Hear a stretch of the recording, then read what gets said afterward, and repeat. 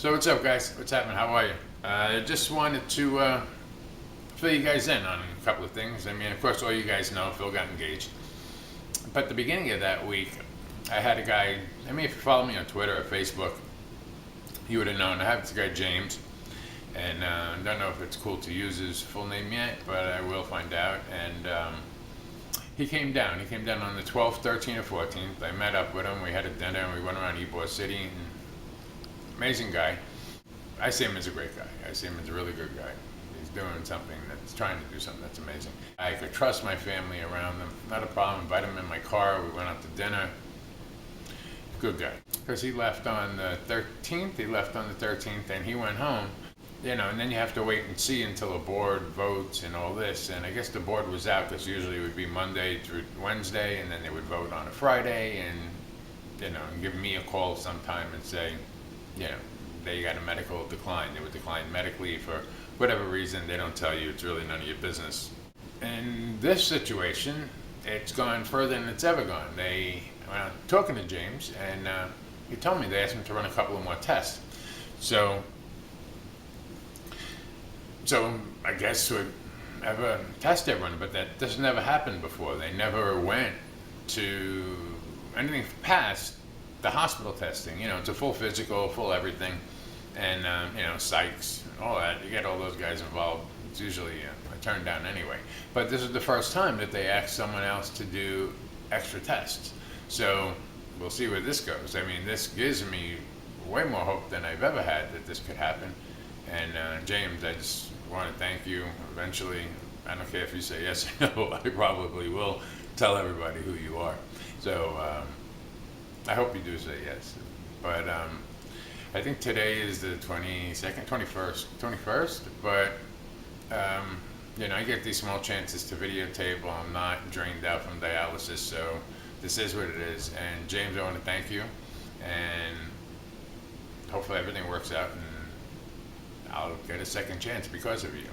So I want to really, so much, thank you. I mean, thank you is just, these are words. I mean, I don't know how to show my appreciation. It's hard to, I mean, your gesture is like way up there. Like God's got a purpose for you in life, and it was aimed towards me, and I can only be so humbled and grateful for this. Oh man, it's just, wow. So guys, I just want to like keep you apprised of it. I know I'm in you guys' prayers. I appreciate them. Trust me, I do. And let's add James to them, because he's part of the nation and he's come forward. Everybody else has come forward. They're all trying to do the right thing. They all been turned away for their reason. They're doing that thing, you know, whatever their calling is their calling. But what they're attempting to do, to me, is astounding. It's amazing. There's these people in the world that would do these things. It's phenomenal to go forward and help another man, where someone can come into your life and you don't know who they are or when they're going to come into your life, but they do, and they change your life in a profound way, in such a way that you never expected your life to be like this. I mean, I've been dealing with the kidney disease for probably since Phil was 15. It has to be a good 12 years of being rough. I mean, I have it for like 15 years, but 12 have been pretty rough. And then dialysis kicked in a couple of years back, and it just, you know, then you feel worse and worse and worse, and just, you know where it's all heading eventually. And, you know, but, you know, you keep going, you keep pushing forward, you know. I got a 12-year-old that every day I try to get a giggle, smile, something, you know. So, you know, to me, life has a special meaning, and meaning for me and my kids. I mean, I think I produce pretty good kids, and sure I am. You know, the path I had in life led me to be able to be sort of a teacher, to have the knowledge of things growing up in the streets of New York, you know, just things, let's say things, okay, just things. And, but I could show them the path. I could say, look, this is what's going to happen, and this is what's going to happen. They got to choose for themselves regardless, and they're going to make the mistakes, and they're going to stumble and fall, but they're going to do what they're going to do.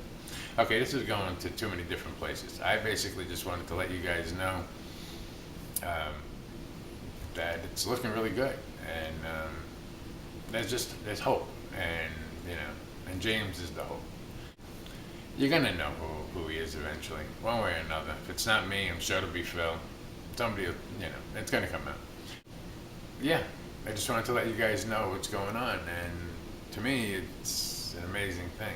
And yeah, it's a big thing. It's in my end. I know it's a heavy surgery, but whatever it is, that there's a second chance, second opportunity to live a life, and I'm grateful. I'm so grateful. Well, before I become an emotional wreck and I lose focus and everything, because that's what happens lately. I lose a lot of focus, and between being drained, folk, who cares? I'm drained. But guys, I just want to say thank you. And just remember, when someone walks into your life, yeah, some of them will knock you down and scruff you up, but it makes you who you are. And sometimes you have someone who walks into your life and changes your life in a profound way, sort of like I've been experiencing with these four guys. Their guy I didn't know, was totally anonymous. Maybe one day you'll come out and tell me who you are, and we could double check it to make sure you are who you are, because they know who you are. And hey, basically my little life lesson, if that's what you want to call it, is that you come across people in your life, and some of them are just whatever, you have all kinds, it takes all kinds in this world, but even the biggest dirtbag is going to have an impact on your life someplace. And then there are these people that are just so amazing that do these things. Even, if it's a guy who probably bumped into you in life, you just basically, in life we're molecules. We bump and rub into each other, and we affect each other in different ways that, regardless, one way or another, whoever comes into your life is going to make an impact on your life, if you realize it or not. If it's what you learn from them, if it's good or bad, especially if it's bad, not to go that route. If it's good, you benefited. You got a lesson in life. So, it takes all kinds. But I'll tell you, the guys that I've come across in the last year that have come forward to try to do this for me are amazing people. And I've been lucky to have been able to witness these people and just to be a part of this. And I don't know, it's like beyond me, sort of. It's above me, it's, which is not usually the case. The case is usually I always go with the flow. I could handle anything coming at me. But when you put people like this in front of me, all of a sudden, nobody's ever been better than me. I don't look at anybody and being better than me. Somebody could be more successful or more talented or whatever. I was a carpenter. I was one of the best carpenters there was. But then you give me a furniture carpenter, and he astounds me. How he makes that wood look so beautiful and bend it without warping it. Just things that other people could put you in awe, and that's what's been happening to me. And these guys that have come into my life are amazing. And the one I'm dealing with now, these extra tests, just telling me that he's looking to go that extra step and that extra mile. So hopefully this is all going to work out. And it's like, sometimes it's right there, it's above me, and it's hard to grasp and to put into words, because the profoundness of it and the heart, it's like, I don't know, is this happening to me for a reason? Am I meant to do bigger and better things? Like, I try to help people in the community with dialysis and whatever. Try to help them, talk them out when I'm having good days. I have my bad days. I have too many of them is the problem. But try to bring that next person up a level, just try to lift people up. That's what I've always tried to do. Try to put a smile on someone's face, whatever it was. It's just who I am. And I don't know, to see it come back at me, and in this way, it's an amazing thing. So let me chop this up and put it out there to you guys. And guys, you never know who's going to come into your life and affect it. And people that came into mine definitely gave me a different outlook on people. They gave me hope that there's hope for us all, regardless how screwed up the world is, because the smaller the world gets, the more bullshit we see and the more crazy it is. But the people that are coming into my life are showing me that there's hope, not just for me, but there's hope for all of us. You know, these little things that people do, just the little things, they add up. You know, it's not like that one person is going to be able to change the world. Well, they can be. There can be one person who comes up with something and he changes the world. But it's these people that come up and they do these things, these little things. So to me, a kidney is not a little thing. It's a tremendous thing.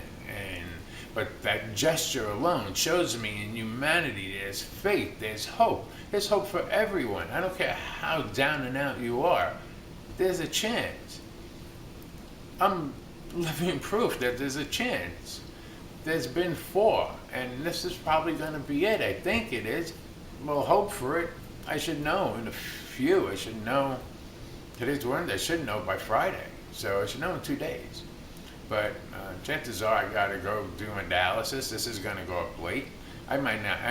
I bet that. I might know already, and I'll get it out to you guys. All right. So, hey guys, really, you know, the people in the world do make a difference.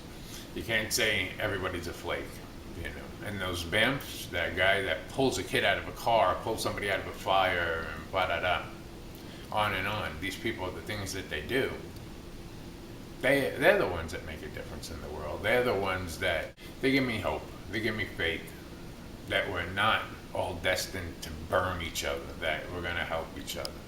My son's proof of that. I hope he puts a smile on your face, because Phil just emulates me. This is who I was, but I'm older now and I'm not this video guy.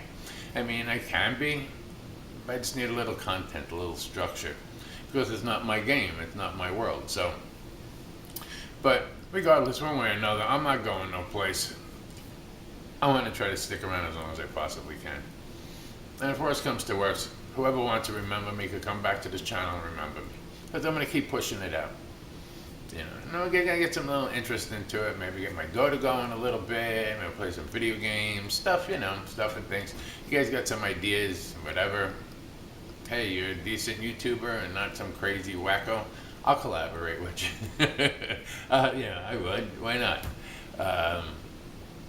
But this main thing was to basically let you know that there's this guy James, and he came into my life, and he may change it profoundly.